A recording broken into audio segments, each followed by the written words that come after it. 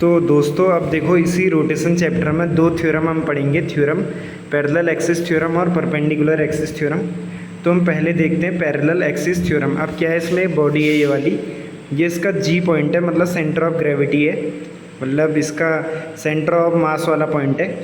और ये है, हमने एक स्मॉल मास एलिमेंटल मास लिया डीएम, उसकी डिस्टेंस जो है जी से आर जी है, और एक कोई पॉइंट है सी, मान लो उससे कोई एक्सिस जा रही है, तो वो जो सी है वो जी से के डिस्टेंस दूरी पे है। तो हमें पता है आई सी जो हो जाएगा वो हो जाएगा आर जी प्लस के, इसका स्क्वायर डी एम, क्योंकि किसी भी एक्सिस के अबाउट मोमेंट ऑफ इनर्शिया होता है आर स्क्वायर डी एम, और डी एम का जो मतलब ये स्मॉल एलिमेंटल मास जो है इससे आर जी प्लस के डिस्टेंस पे है, तो K plus R G whole square D M.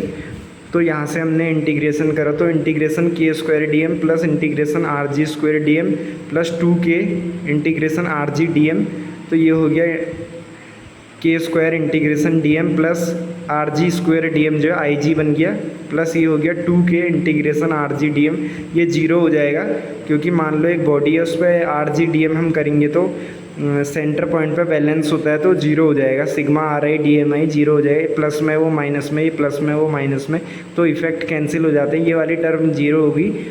तो जो सेंटर मतलब आई सी के अबाउट जो मोमेंट ऑफ इनर्शिया वो आ गया I G plus M K square. M is the mass of body and K is the distance between two axis, यानी कि आई सी और आई जी जो दो एक्सिस होंगी उनके बीच की डिस्टेंस के होगी यहाँ पे। तो ये है पैरेलल एक्सिस थ्योरम, बहुत इंपॉर्टेंट है। It says that moment of inertia about any arbitrary axis which is K distance away from the centre of mass axis is I G, where ig is moment of inertia about center of mass axis plus mk square. M is the mass of body, k is the distance between two axes. So it is parallel axis theorem. And now let us move to perpendicular axis theorem. Perpendicular axis theorem कहती है कि एक body है, इसका cross sectional view है मान लो, या फिर कोई भी बॉडी है उस पर दो एक्सिस जो है उसके क्रॉस सेक्शन में आई एक्स एक्स और आई वाई वाई है। तो ये हमने डॉट जो पॉइंट दिखा ये बताता है प्लेन से बाहर आने वाली एक्सिस, उसके अबाउट जो मोमेंट ऑफ इनर्शिया होगा आई जेड वो हो जाएगा आई एक्स एक्स प्लस आई वाई वाई। तो ये है परपेंडिकुलर एक्सिस थ्योरम। मैंने एग्जांपल लिया सॉलिड सर्कुलर डिस्क का, तो 1/2 mr स्क्वायर हो जाएगा आई एक्स एक्स प्लस आई वाई वाई, वो दोनों बराबर हो जाएंगे सिमेट्री से।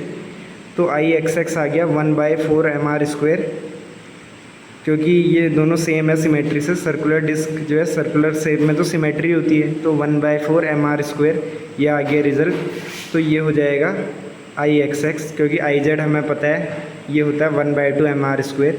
तो ये है परपेंडिकुलर एक्सिस थ्योरम और ये थी पैरेलल एक्सिस थ्योरम। तो इनके प्रूफ आप एक बार खुद से भी कर लें, बहुत इंपॉर्टेंट थ्योरम है, काम आ सकती है कभी भी, और क्वेश्चन कभी आ गया न्यूमेरिकल डेटा वाला तो वहाँ पे तो काम आ सकता है ज़रूर।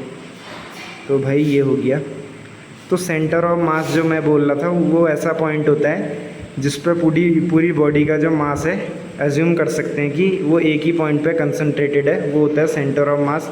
जैसे मार्कर का जो मास है कैप को हटा दूंगा तो वो सेंटर पॉइंट पे आएगा या कहीं पे भी, तो जहाँ पे वो बैलेंस हो रहा है वो होता है सेंटर ऑफ मास। तो ये हो गई कंप्लीट वीडियो, थैंक यू।